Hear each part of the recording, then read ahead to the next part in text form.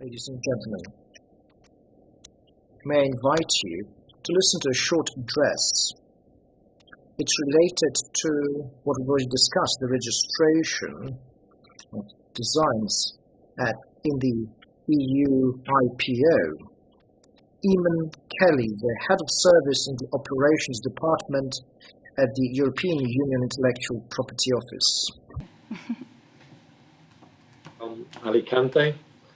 Thank you very much for this invitation from the office. And today I'd like to present a guide to design registration.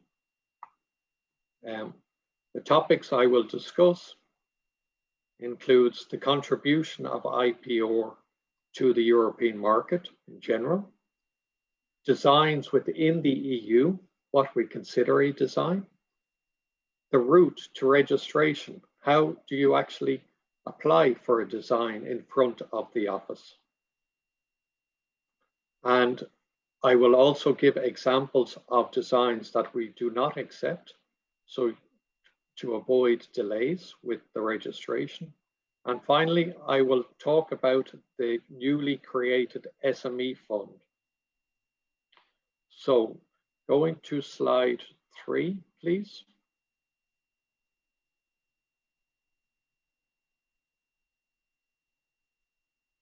Can you move slide?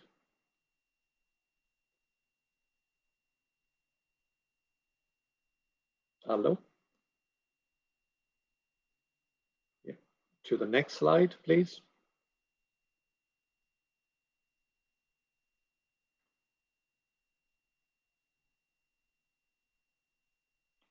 Okay, here we see the contribution that IPR makes to the European market in general and also to Poland. In this case, we see that IPR contributes to 26% of all jobs in Poland, which amounts to 42% of the total activity. This results in 4.1 million jobs approximately, which isn't a significant number, of course. This study has been performed by EUIPO together with the European Observatory and the European Patent Office in order to see the contribution of IPR in the European economy. As we can see, Poland does particularly well. Next slide, please. What we see here out of the same study is the contribution that IPR intensive industries makes essentially to our salaries. What we see is they contribute up over 46% of a wage premium.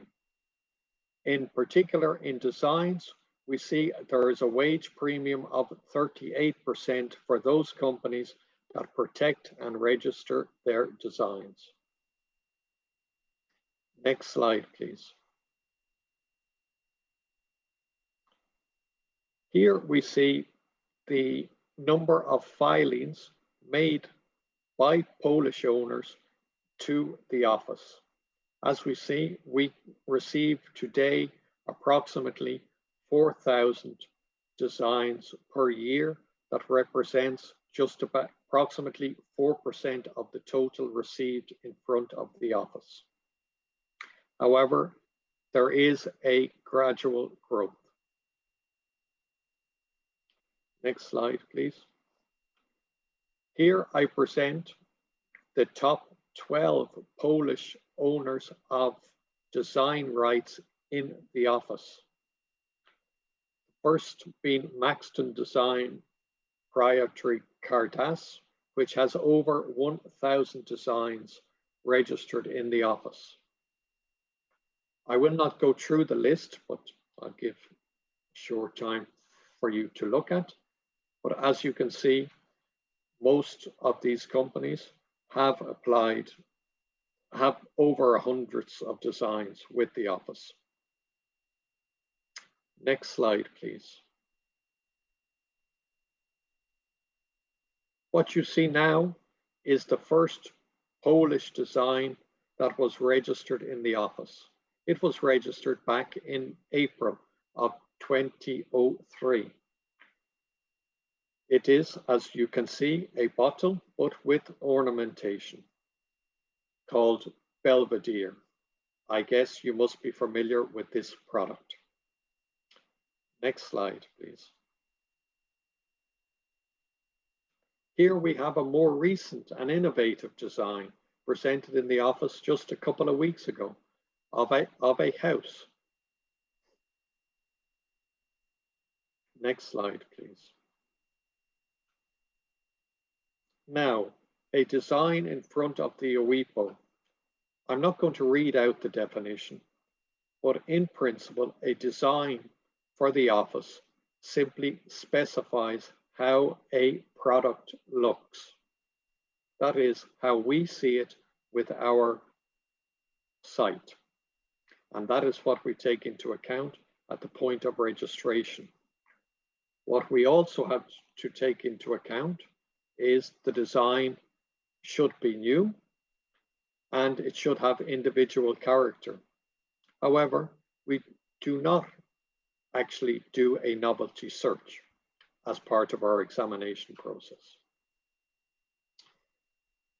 Next slide, please. Here I provide you with a set of typical designs that are received at the office. What it shows us is that a design can come in many forms and types. In this case, we have packaging, we have furniture, we have a composite product, we've part of a shoe, a training shoe in this case. We have what is termed as get-ups, which is essentially a view of an interior building, in this case. We have ornamentation, so a pattern, which we have seen in this conference earlier on today. Then we have the common logos for iPhone, computer logos. We also cover typefaces, graphic designs, web designs, and maps. So as you can see, that is a large collection of different types of designs. Next slide, please.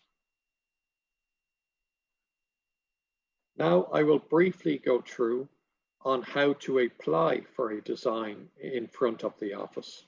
On our home page, there is a link which is provided called Fast Track for Designs. If you click there, next slide, please.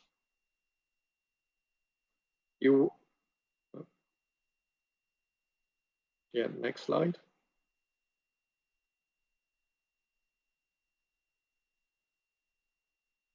You will be brought to the first part of a 4-stage application process. This part is called Design Details. In this part, you enter in the graphic representation of the design that you would like registered. We will accept up to 7 different graphic representations for one design. Normally, what our customers do is send in a 3D version and then a 2D version for the remaining views, elevation, plan, side view, etc. Next slide, please.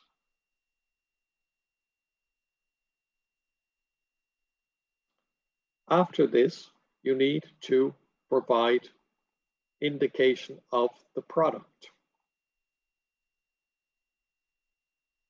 Now, when you file an application, you'll be asked to indicate the name of the product, which the design is intended to be used for.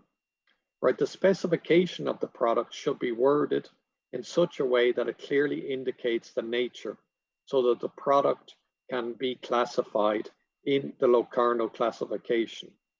We do this because it allows others to search for the product in both our e-search tools and elsewhere. If we do provide a tool called Design Class that allows you to identify indication of products, if you use that, we guarantee to accept that, and that will speed up and simplify the whole registration procedure. So we encourage that you use it.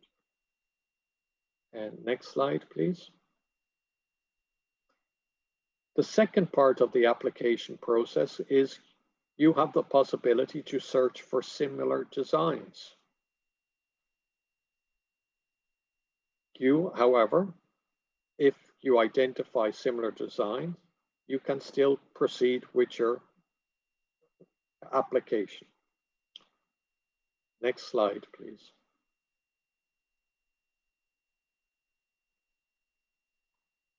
The third part of the application is you need to provide details about yourself. If you are a company, you need to provide the full name, the legal form, and the country of the registration and the address. As an individual, you need to provide your name and your surname, the nationality and the address. Next slide, please. And this brings you to the final stage, the payment. The payment is for an application with one design is a total of €350 as to be paid. However, if you have a multiple application where you apply for several designs within the same application, there is a generous discount of 50% from 2 to 10 designs, etc. So as you have seen, the process for designs is pretty straightforward in 4 steps. However, next slide, please. I would like to take a moment to demonstrate some designs that we do receive that we do end up objecting to, and it causes delays. So in order to avoid delays, I provided some examples here today. So here is a clear example of poor quality. We're unable to see the chair. Next slide, please. Here is a good quality. Next slide, please. Here we see a table tennis board with measurements. This we are unable to accept. However, next slide, please. This we will accept. That is the design itself with no additional symbols at all. Next slide, please. Neutral background. Here we are presented with the sofa with a background. It is difficult to identify where the protection is sought. Therefore, we will not accept this. Next slide, please. However, we will accept this where it is evident what needs protection. Next slide, please. Here we have a case of an indication looking as a charger where the user has added a mobile phone to indicate the use of that charger. This will not be accepted. Next slide, please.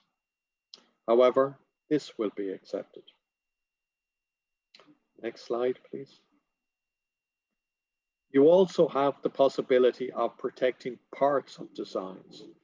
In the next series of slides, I will show you how this can be done.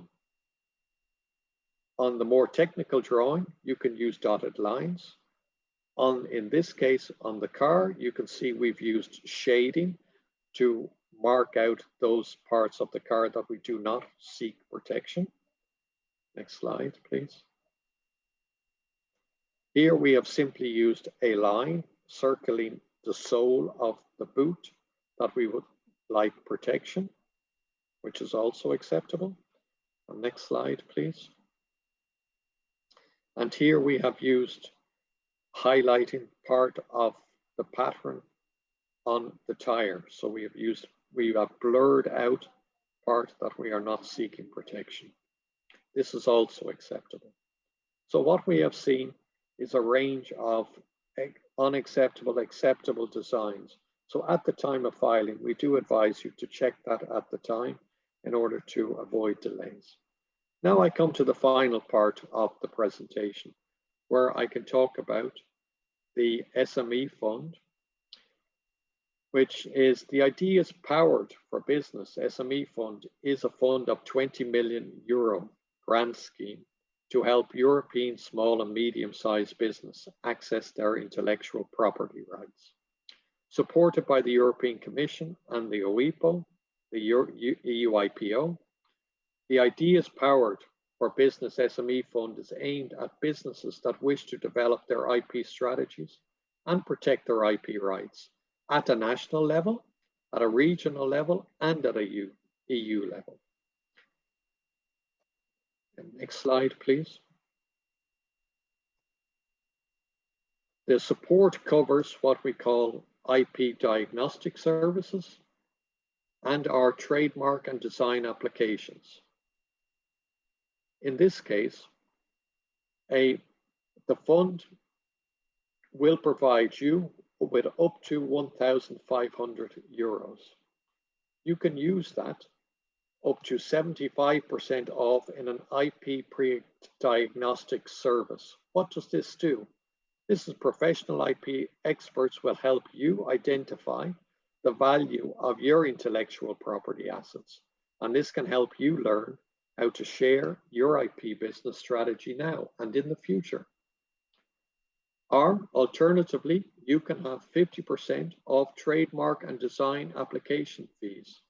So once you have decided what intellectual property rights you would like to protect at a national level, regional or EU level, you can get 50% off your basic application fees. We strongly encourage you to take advantage of this fund. It is available from our homepage. It's pretty straightforward on how to apply, and we think it will be a vehicle for promoting the registration of your IP rights. And that finishes my presentation today. I would like to thank you all for listening. In this world of innovation and creativity, we strongly, of course, encourage you to protect your IP rights, and together we can protect the future of the economy and employment in Europe.